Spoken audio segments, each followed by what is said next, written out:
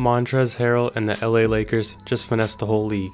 The first thing that this proves is that the Clippers clearly had chemistry issues if Montrezl Harrell decided that it was enough for him not to come back to the team. And I think a lot of that was true with the bickering about him and Paul George. Paul George said to him, "You always got to be right." But at the same time, to defend Montrez a little bit, Paul George was the one that underperformed the most. He was supposed to be the number 2 to Kawhi. He was their second two-way player, and he completely collapsed under pressure. I think instead of saying, "Hey guys, let's run it back, let's try this again," I think Paul George should have owned up, taken responsibility, and just said, "Hey guys, my bad. I will not let this happen again next year," because when you just say that, "Hey guys, let's run it back," but you don't give the guys a reason to want to come back, this is what happens. Now last year, all everybody wanted to talk about was the Clippers had dogs on their team. The Clippers had all the depth. They had all the role players. They had all the defensive players. Well, now the Lakers just evened the playing field. They already won the championship, and they didn't even have to play the Clippers. Now the Clippers are the one that has the uphill battle. Everybody said the Clippers were the favorites and that they were supposed to win. Well, now I don't even think they're the favorites anymore. Sure, the Lakers won the title, so they should be the favorites, but at the same time, from a personnel standpoint, some people are still trying to make the point that the Clippers had a nice shot at next season. Now I don't think they do, and I'm not saying it's just because of Montrez. This team fell apart, and now they have to recover from that, and they lose one of their key guys. I know how he is on defense, but still, Montrez is a big contributor off the bench on offense, and now he is in the Lakers' hands. And the Lakers do not have that interior problem that the Clippers have. They have Dwight Howard. They have JaVale McGee. They have guys that can make up for Montrezl Harrell's faults, and the Clippers never had that. They're more built than ever. They have Dennis Schroder. They got rid of the struggling Danny Green. I made a video on him. He bricked every open three. They don't have to worry about Danny Green anymore. Granted, Dennis Schroder shoots better percentage than Danny Green does. I know we like to talk about Danny Green as a shooter, but Dennis Schroder is literally a better shooter than him from three, and he's not even known as a shooter. Montrezl Harrell averaged nearly 19 points per game last season and 7 boards. To put this in perspective, Montrezl Harrell could literally just take Kyle Kuzma's minutes, and he's going to give him more points and more production. Because it's not just the fact that Montrezl Harrell went to the Lakers, it's the fact that he's on the Lakers, and they didn't have to give up anything for him.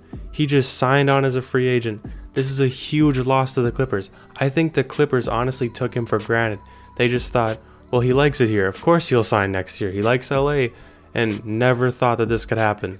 And now here we are. The reality is finally setting in. Patrick Beverley is pissed. Everybody's pissed. I guarantee you Kawhi's pissed right now.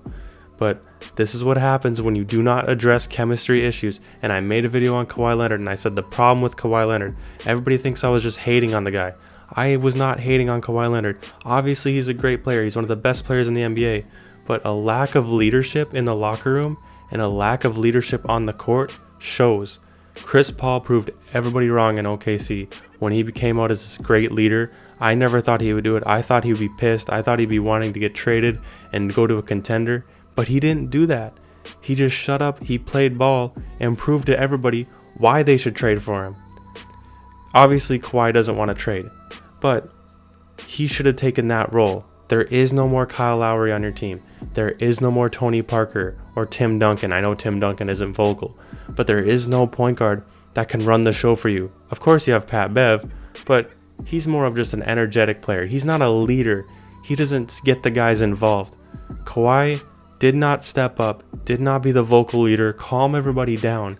And then you saw chemistry issues overflow on the team, and especially in the locker room, and they didn't do anything to address it. Doc Rivers did not do anything to address it, and now they just lost one of their best players to one of their biggest rivals. You can hate on Montrez all you want. This is a big loss. 19 points per game off the bench is huge for this team, especially when everybody want to talk about their depth, and the Clippers are full of dogs and full of energy and full of defense.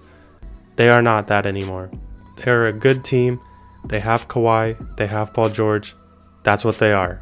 They should do well in the playoffs next season. Maybe they'll turn things around a little bit, but do not expect this team to win a championship. Just don't expect it at all. And when it comes to the Lakers, they are now the clear favorites. If you had doubts about them, they tarnished those doubts. I am very worried if I'm a Clippers fan right now, and I am very enthusiastic if I'm a Lakers fan right now. Clay just got hurt. That's another threat that's now out the window.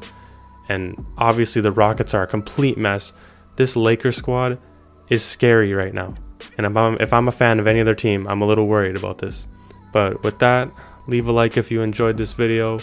Subscribe for more NBA content like this. Leave a comment about what you think about Montrezl Harrell going to the Lakers. And I'll see you guys in the next upload.